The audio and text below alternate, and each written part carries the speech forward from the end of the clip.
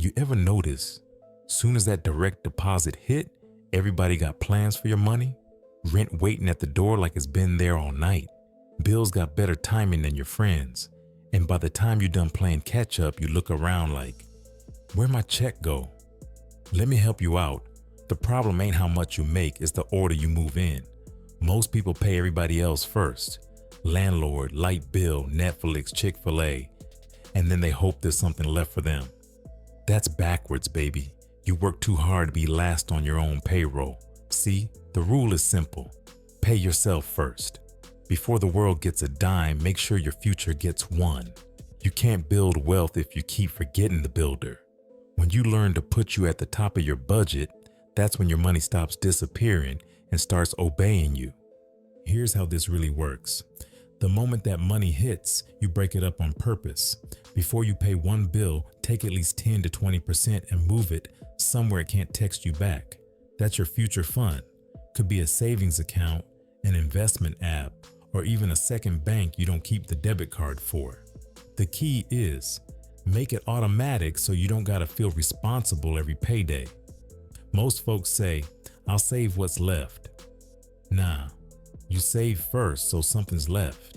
You tell your money, you work for me now. Because every dollar you hide from your own impulse is a dollar that gets to grow in peace. And growth don't happen by accident, it happens by autopilot. Here's the secret they don't tell you. Paying yourself first ain't just about saving money. It's about changing the story you tell yourself about what you deserve. Every time you move that money to your future fund, you're telling your brain, I come first. In the wild part, you start acting different after that. You stop impulsively spending because you see what you're protecting. Now your goals ain't some dream. They're a bill with your name on it. You treat it like rent. You pay it. You respect it. And the more you do that, the more peace you feel because now you're not playing defense with your money. You're calling the plays. Once you get that system going, even a small check starts stretching like a big one because it's organized, not overwhelmed.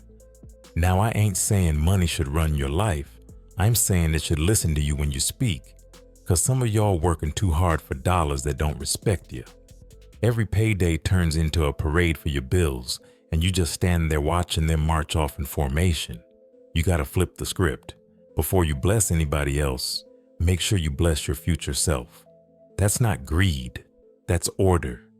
Even the Bible say, a wise man leaves an inheritance. You can't leave nothing if you keep spending everything. Start looking at your money like it's on payroll. Give it hours, give it duties, give it purpose.